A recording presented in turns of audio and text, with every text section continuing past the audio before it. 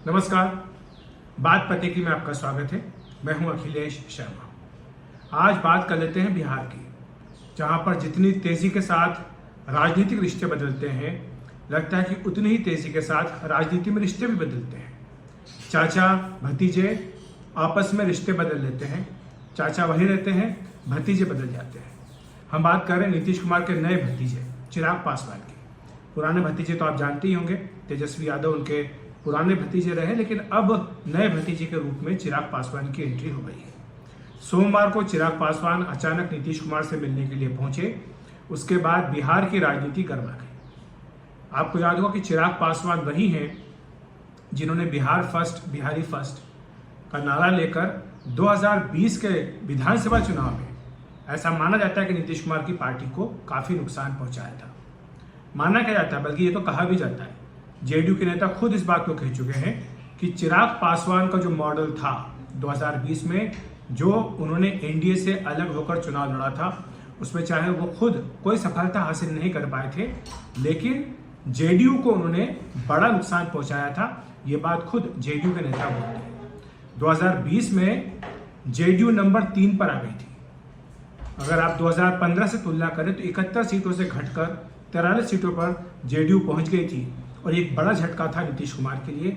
हालांकि इसके बावजूद बीजेपी ने कहा था कि मुख्यमंत्री नीतीश कुमार ही होंगे, और जेपी नड्डा ने खुद फोन करके नीतीश कुमार को कहा था कि आप ही मुख्यमंत्री रहेंगे। ये बात अलग है कि नीतीश कुमार ये चाहते थे कि बीजेपी अपना मुख्यमंत्री बनाए, लेकिन वो तब का समय है और अब का समय है।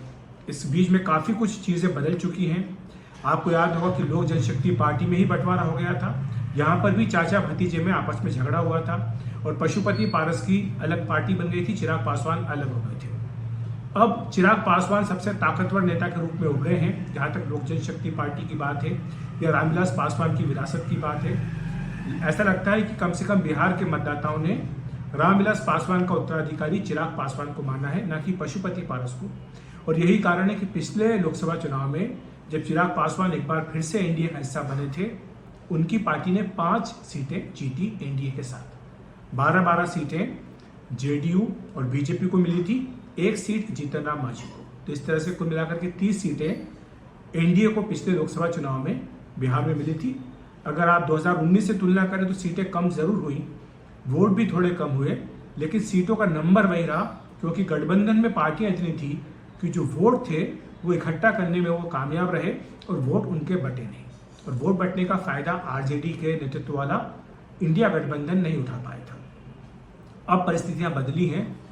चिराग पासवान, जिनके बारे में उनके समर्थक ये मानते हैं कि उन्हें बिहार की राजनीति में सक्रिय हो जाना चाहिए, कई समर्थक तो उन्हें बिहार के अगले मुख्यमंत्री के तौर पर भी देखते हैं, और खुद चिराग पासवान भी कई इंटरव्यू में ये बात कह चुके हैं कि वो बिहार को अपनी कर्म भूमि बनाना चाहते हैं, जबकि वो केंद्र में कैबिनेट मंत्री हैं।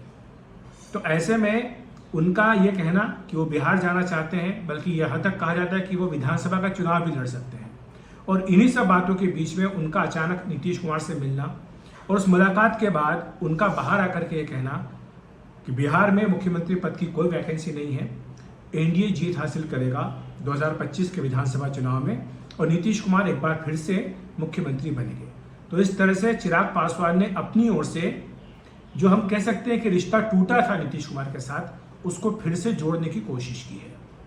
इस लिहाज से भी यह महत्वपूर्ण है कि ये बीजेपी के लिए भी एक संदेश देने की कोशिश थी कि देखिए, अगर इस तरह की बातें होती हैं कि नीतीश कुमार की लीडरशिप को लेकर के कहीं प्रश्न उठता है, तो निर्विवाद तौर पर नीतीश कुमार ही मुख्यमंत्री हैं और आगे भी वही रहेंगे।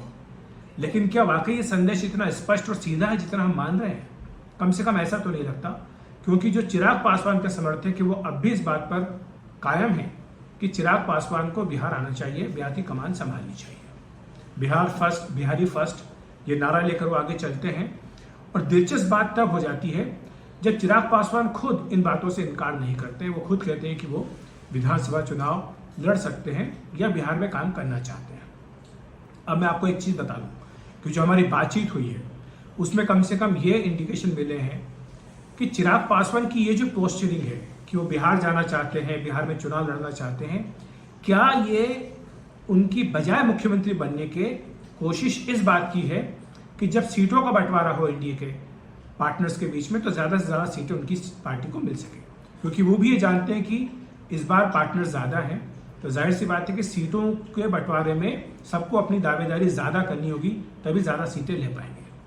जहाँ तक बड़े भाई छोटे भाई का सवाल है, विधानसभा का चुनाव है, तो जेडीयू ये तो स्पष्ट कर चुकी है कि सबसे ज़्यादा सीटों पर वही चुनाव लड़ेगी। 105 से 110 सीटों पर जेडीयू चुनाव लड़ सकती है, 100 से 105 सीटों पर बीजेपी चुनाव लड़ सकती है, और बाकी जो 30-35 से लेकर 40 सीटें बचती हैं उसमें बाकी के सहयोगी दलों को जगह मिलनी है।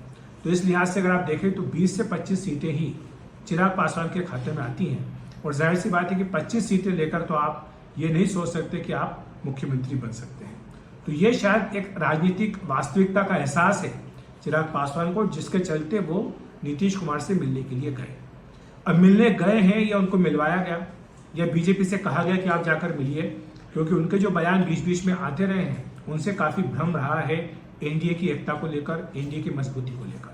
तो हो सकता है कि बीजेपी की भी इसमें कोई भूमिका रही हो, लेकिन जहां तक उनकी महत्वाकांक्षा का या उनके समर्थकों की मांग का प्रश्न है, इस पर विश्लेषक ये बात स्पष्ट करते हैं, जैसे मैंने कहा कि 20-25 सीटों पर चुनाव लड़कर बिहार जैसे बड़े राज्य में आप मुख्यमंत्री पद की कल्पना नहीं कर सकते हैं। अगर नीतीश कुमार को मुख्यमंत्री नहीं भी बनना होगा, मान लीजिए इसमें अगर मगर तो बहुत सारे हैं, पहला अगर तो यही कि क्या वाकई एनडीए दोबारा जीत पाएगा या नहीं। अगर जीतता है तो क्या नीतीश कुमार ही मुख्यमंत्री बनेंगे, या फिर नीतीश कुमार कह सकते हैं जैसा कि उन्होंने 2020 में कहा था सीटें कमाने पर कि बीजेपी ही अपना मुख्यमंत्री बना दे, और क्या इस बार बीजेपी उनकी बात को मान नहीं लेगी, क्योंकि नीतीश कुमार के स्वास्थ्य को लेकर के भी कई तरह की बातें होती हैं, और नीतीश कुमार ने एक बहुत लंबी पारी खेल ली है। अब ये भी कहा जाता है कि नीतीश कुमार ही चाहे चेहरा हो, लेकिन किसी दूसरे को भी मौका मिलना चाहिए, और ऐसे में अगर किसी दूसरे को मौका मिलता है तो क्या बीजेपी खुद ये मौका नहीं लेना चाहेगी अपने हाथ में, बजाय इसके कि चिराग पासवान को दे। आखिर चिराग पासवान को बीजेपी को देकर क्या हासिल होगा, वही बात जो नीतीश कुमार के साथ थी वही बात चिराग पासवान के साथ रहेगी। तो इसलिए चिराग पासवान की मुख्यमंत्री पद की जो महत्वाकांक्षा है उसमें कई सारी बातें और जो राजनीतिक यथार्थ है, राजनीतिक वास्तविकताएं हैं, वो आड़े आ जाती हैं। लेकिन बहरहाल ये बात जरूर एक कही जा रही है कि चिराग पासवान चाहे बिहार में विधानसभा चुनाव लड़ने की बात कहें, लेकिन हकीकत यह है कि केंद्र में जो उनकी राजनीति है और केंद्र की राजनीति में जो उनका स्थान है, उसको देखते हुए इस बात की संभावना कम है कि वो बिहार में जाएंगे, क्योंकि जैसा हमने बार बार कहा कि उन्हें कोई बड़ा पद, उस तरह का कोई पद या उस तरह की कोई जिम्मेदारी बिहार में मिलने की संभावना कम है। अगर वो उप मुख्यमंत्री भी बनते हैं तो उससे उन्हें क्या हासिल होगा जब वो केंद्र में ऑलरेडी कैबिनेट की कुर्सी पर है। तो ऐसे में इस बात की संभावना कम लगती है। ज्यादा आकलन इसी बात का लेकर के निकल के आ रहा है कि शायद ये उनकी पोस्चरिंग है अधिक से अधिक सीटें हासिल करने की, और इसीलिए अब जबकि बिहार विधानसभा चुनाव में ज्यादा वक्त नहीं रह गया है, ऐसा लगता है कि सभी ने अपनी अपनी ओर से अधिक सीटें लेने के लिए हाथ पैर मारना शुरू कर दिया है। तो ये थी कहानी चाचा भतीजे की। बात पति की में इतना ही। नमस्कार।